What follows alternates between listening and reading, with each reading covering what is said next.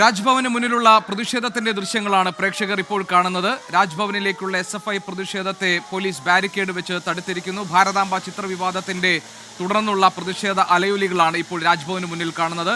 ഭാരതാംബ ചിത്രം തുടർന്നും ചടങ്ങുകളിൽ വെക്കാനുള്ള തീരുമാനം, അതോടൊപ്പം തന്നെ പശ്ചിമബംഗാൾ രാജ്ഭവനിലും ഭാരതാംബ ചിത്രം കൊണ്ടുവരാനുള്ള തീരുമാനം, ഇതിനെതിരായിട്ടുള്ള SFI പ്രതിഷേധം നമുക്കിപ്പോൾ കാണാം. ഇടത് സംഘടനകൾ രാജ്ഭവന്റെ ഈ തീരുമാനത്തിന് നിലപാടിനുമെതിരെ കടുത്ത നിലപാടുകൾ സ്വീകരിച്ചിരിക്കുന്നു.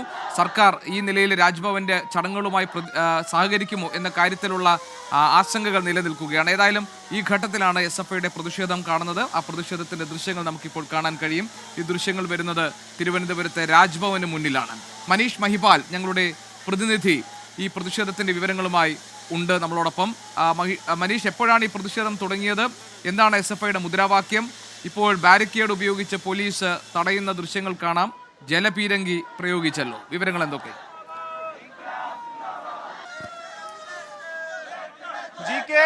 നിലവിൽ പോലീസിന്റെ പ്രൊട്ടക്റ്റഡ് ഏരിയയിലേക്ക് രാജ്ഭവന്റെ 100 മീറ്റർ മുൻപിൽ വെച്ച് തന്നെ പോലീസ് ബാരിക്കേഡ് ഉപയോഗിച്ച് ഈ പ്രവർത്തകരുടെ മാർച്ച് തടഞ്ഞിരുന്നു. പക്ഷേ ബാരിക്കേഡ് മറികടന്നുകൊണ്ട് പ്രവർത്തകർ ഈ രാജ്ഭവനിലെ റോഡിലേക്ക് കയറിയ ഘട്ടത്തിലാണ് പോലീസ് ജലപീരങ്കി പ്രയോഗിച്ചത്. പിന്നാലെ പോലീസ് ഈ പ്രവർത്തകരുമായി ഉന്തുതള്ളുണ്ടായി.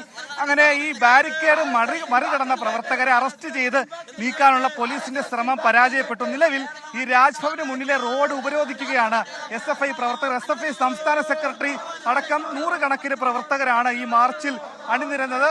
അതുകൊണ്ട് തന്നെ ഒരു യുദ്ധം, തെരുവിലേക്ക് ഇറങ്ങിയുള്ള ഒരു യുദ്ധം തന്നെ നേരിട്ട് സംഘടിപ്പിക്കുമെന്ന ഉറച്ച നിലപാടിലാണ് SFI. അതുകൊണ്ട് തന്നെയാണ് വമ്പിച്ച അല്ലെങ്കിൽ അത്രത്തോളം വിദ്യാർത്ഥികളെ പങ്കെടുപ്പിച്ചുകൊണ്ടുള്ള ഒരു സമരം തന്നെയാണ് സംഘടിപ്പിക്കുന്നത്. നേരത്തേക്ക് തന്നെ രാജ്ഭവനിലേക്ക് മാർച്ച് സംഘടിപ്പിക്കുമ്പോൾ ബാരിക്കേഡിന് മുൻപിൽ വെച്ച് തന്നെ പോലീസ് പ്രവർത്തകരെ അറസ്റ്റ് ചെയ്ത് നീക്കുകയോ അല്ലെങ്കിൽ ജലപീരങ്കി പ്രയോഗിച്ച് പ്രവർത്തകരെ പിരിച്ചുവിടുകയോ ചെയ്യുന്ന രീതിയാണ് മുൻകാലങ്ങളിൽ കണ്ടിട്ടുള്ളത്. പക്ഷേ ഇതിപ്പോൾ രാജ്ഭവന് മുന്നിലെ ഏകദേശം ഒരു 20-30 മീറ്റർ മാത്രമാണ് രാജ്ഭവന്റെ മുന്നിലേക്കുള്ളത്.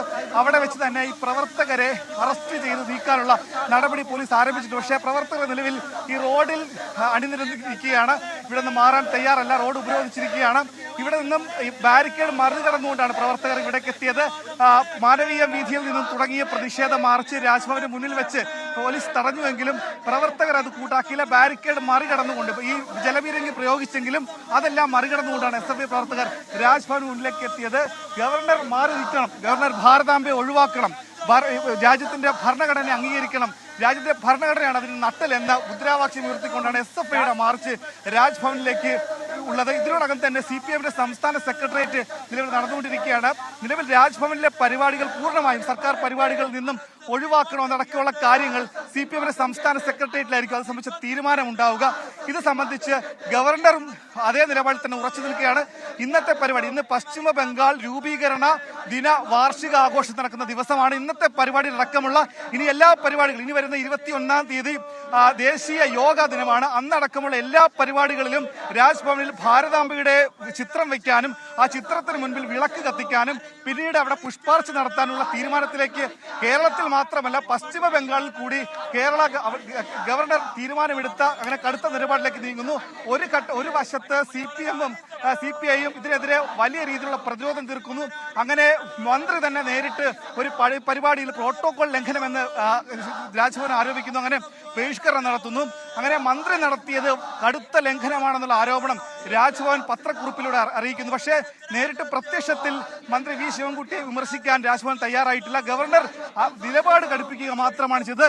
ഇതേ രൂപത്തിൽ തന്നെ സർക്കാരിന് അല്ലെങ്കിൽ പാർട്ടിയെ RSS ബിംബം ഉപയോഗിച്ച് കൊണ്ടുള്ള ഒരു പ്രതിരോധം തീർക്കുകയാണ് RSS. അതുകൊണ്ട് തന്നെ ഇതിന്റെ പിന്നിൽ ഇത് കൃത്യമായ RSSന്റെ അജണ്ടയാണ്. ഗവർണർക്ക് RSSുമായിട്ടുള്ള അഭേദ്യമായ ബന്ധത്തിന്റെ ഭാഗമായി നടപ്പിലാക്കുന്ന RSS അജണ്ടയാണ് ഇവിടെ നടപ്പിലാക്കുന്ന പാർട്ടിയുടെ കൃത്യമായ നിരീക്ഷണമുണ്ട്. അതുകൊണ്ട് തന്നെ അതിനെ സൂക്ഷ്മമായി കൈകാര്യം ചെയ്യണമെന്നുള്ള വിലയിരുത്തലിന്റെ അടിസ്ഥാനത്തിലാണ് ആദ്യം മന്ത്രി P പ്രസാദിന്റെ ബഹിഷ്കരണത്തെ ഗൗരവത്തോടു കണ്ട പാർട്ടി